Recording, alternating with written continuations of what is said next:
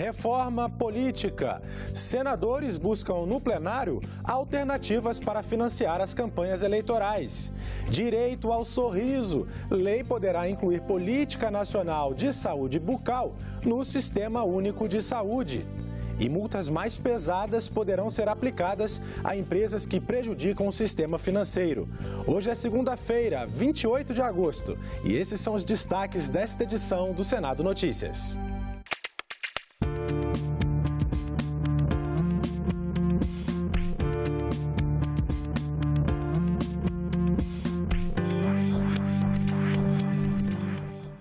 Olá, muito bom dia.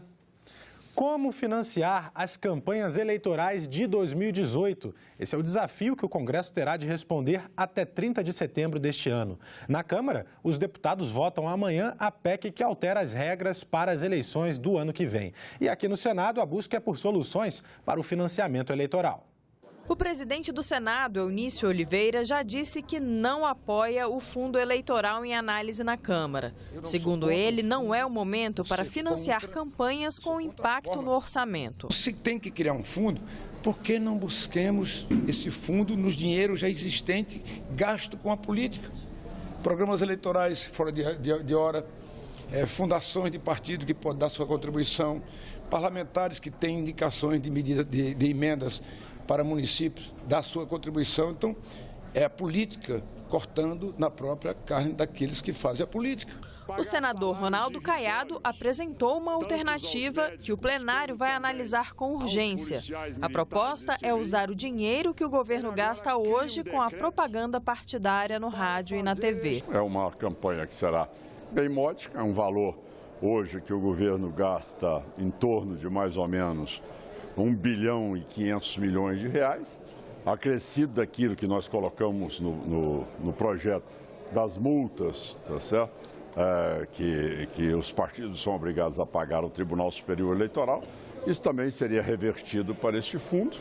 Então nós não tocaríamos hora alguma no dinheiro do orçamento. É as pessoas poderem ter essa oportunidade de não ficarem aí dependente apenas de grande estrutura de marketing político. O senador tucano Aécio Neves defende que empresas voltem a financiar campanhas políticas, proposta em análise na Comissão de Constituição e Justiça.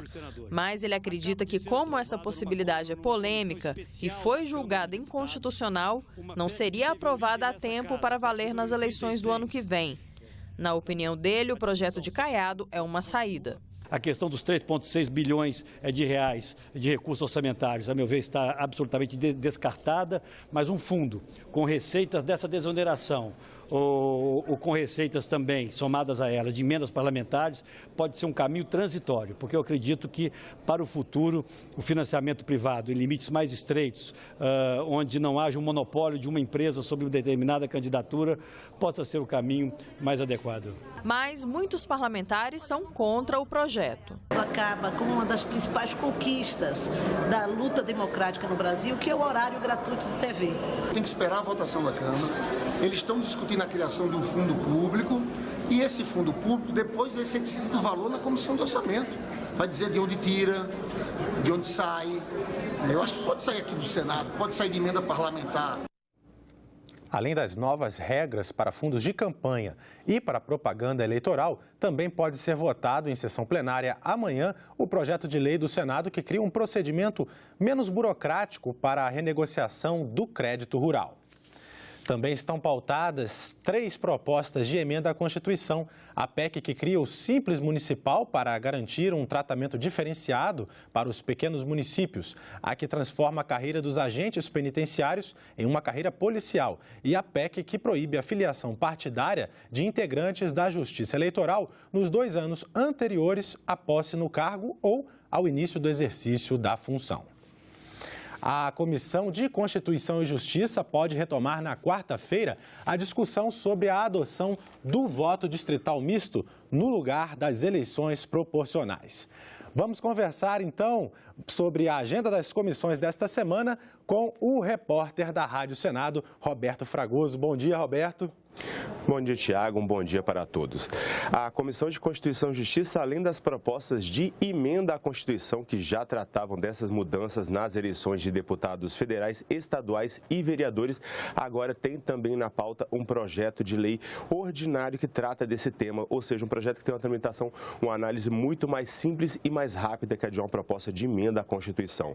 A ideia do senador José Serra, do PSDB de São Paulo, é parecida com a proposta que está nas PECs. O eleitor teria direito a 2 votos separados, um para os candidatos nos distritos e outro para um partido político. A distribuição das vagas seria feita primeiramente pelos candidatos que forem eleitos nos distritos, ou seja, nominalmente, e as vagas restantes seriam distribuídas pelos partidos de acordo com a votação que cada legenda recebeu. Isso depois de descontados aqueles candidatos dos partidos que já foram eleitos pelo voto distrital. A diferença é que, enquanto as propostas de emenda à Constituição prevêem que a distribuição dessas vagas dos partidos será feita por uma lista fechada em uma ordem determinada pelas siglas, no projeto quem vai ter a preferência é o candidato mais votado. O relator, o senador Antônio Anastasia, do PSDB de Minas Gerais, definiu ainda que o número de distritos que serão delimitados pela Justiça Eleitoral será de metade do número de vagas a que o Estado tem direito, sempre arredondando para baixo no caso dessa divisão ser um número quebrado. Ou seja, se o Estado elege 9 deputados, 4 serão eleitos pelo voto distrital e 5 serão escolhidos pelo voto, portanto, dos partidos. A decisão na Comissão de Constituição e Justiça é terminativa, o que significa que, se essa proposta for aprovada, ela segue diretamente para a Câmara dos Deputados, o que aumenta as chances de que ela valha nas eleições do ano que vem, já que, para isso, qualquer mudança nas regras tem que ser aprovada pelas 2 casas até outubro deste ano. Fragoso, existe uma comissão especial aqui no Senado para votar um novo Código Brasileiro de Aeronáutica. Para quando está marcada essa reunião? Essa reunião está prevista para quinta-feira e o relator, o senador José Maranhão, que é do PMDB da Paraíba, deve apresentar o parecer dele sobre esse novo código. A proposta foi elaborada por uma comissão de especialistas que trabalhou por 9 meses entre 2015 e 2016 e tem 374 artigos. Eles tratam dos direitos do consumidor, dos direitos das companhias aéreas, trazem novas regras para atrasos em voos, regras sobre balonismo e ainda ações a serem tomadas em caso de acidentes aéreos. O novo código também traz uma série de incentivos e benefícios, como desonerações para órgãos de regulação e fiscalização, isenções ao aerodesporto e estende para o táxi aéreo os benefícios hoje concedidos para as linhas aéreas. Mas essas propostas serão bastante discutidas, já que foram elaboradas antes do atual cenário de ajuste fiscal e terão impacto no orçamento público. Ok, Fragoso, obrigado pelas informações. Obrigado, um bom dia. E hoje, uma audiência pública na Comissão de Direitos Humanos, a partir das 9 horas da manhã, vai debater a reforma trabalhista e seu impacto na vida do trabalhador. Foram convidados representantes de entidades sindicais, do Ministério Público do Trabalho e da Associação dos Magistrados da Justiça do Trabalho. O valor das multas aplicadas a pessoas físicas e jurídicas que cometerem ilegalidades no sistema financeiro pode aumentar. Na próxima terça-feira, a comissão mista que analisa a medida provisória dos acordos de leniência deve apreciar o relatório da senadora Lídice da Mata. A MP 784 amplia a atuação do Banco Central e da Comissão de Valores Mobiliários na punição de fraudes. Pelo texto da medida provisória, o valor máximo da multa a ser cobrada pelo Bacen passa de 250 mil para 2 bilhões de reais. O Banco Central é responsável pela fiscalização e regulação do sistema financeiro nacional.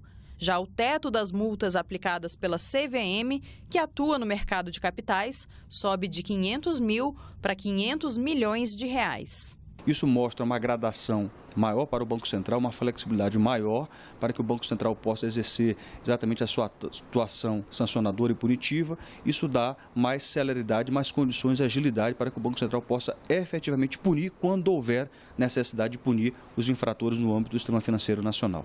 A medida provisória também autoriza os dois órgãos a firmar acordos de leniência com infratores. A confissão de culpa e a colaboração nas investigações seriam compensados com benefícios, que vão da redução de 1 a 2/3 da pena até a extinção da punição. A comissão mista que analisa a MP fez 3 audiências públicas e já recebeu 97 emendas à matéria. No nosso ponto de vista, ela tem problemas, ela merece apuração, ela merece modificação, ela merece atenção especial. Nós temos um grande número de emendas que vêm no sentido justamente de propor a presença do Ministério Público, portanto, de alguma maneira concordando com a ideia de que se trata de uma investigação que, em última instância, poderá ser caracterizada como uma investigação criminal. Nós estamos falando de ilícitos administrativos.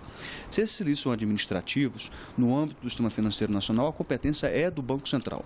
Se, porventura, para além de ilícitos administrativos, o Banco Central se deparar com indícios de crime, o Banco Central cumpre o que prevê a Lei Complementar 105 e comunica esses indícios ao Ministério Público. A medida prevê que o Banco Central só poderá fechar esses acordos quando não houver provas suficientes que garantam a condenação das instituições ou das pessoas físicas.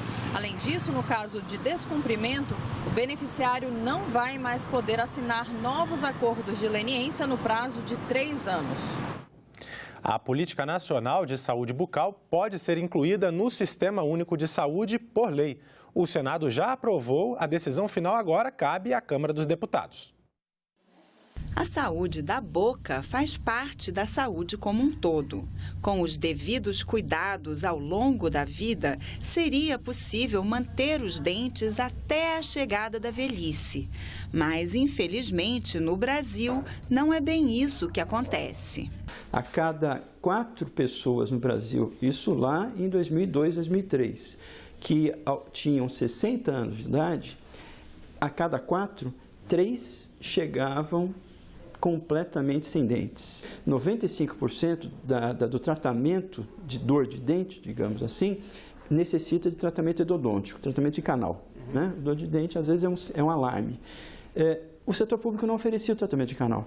Desde 2004, o programa Brasil Sorridente ampliou o atendimento bucal pelo Sistema Único de Saúde. Mudou essa ótica de se priorizar populações específicas para se dar acesso a todos os usuários do SUS, desde uma remoção de placa, por exemplo, uma limpeza muito mais simples, até procedimentos extremamente especializados, como são cirurgias, por exemplo, ortognáticas. Todas as áreas do conhecimento da saúde bucal são prestadas efetivamente pela saúde pública. O projeto, já aprovado pelo Senado e agora em análise na Câmara dos Deputados, cria a Lei da Saúde Bucal e traz para a legislação o direito ao sorriso. Tem gente, e não são poucos, que para sorrir coloca a mão na frente da boca. Não é normal perder dentes. Hoje à noite, depois do programa Assunto de Estado, a TV Senado exibe o Cidadania com o senador Humberto Costa, autor do projeto de lei da saúde bucal. Ficamos por aqui. Você pode rever as reportagens desta edição na nossa página na internet, senado.leg.br/tv. Obrigado pela sua companhia e até a próxima.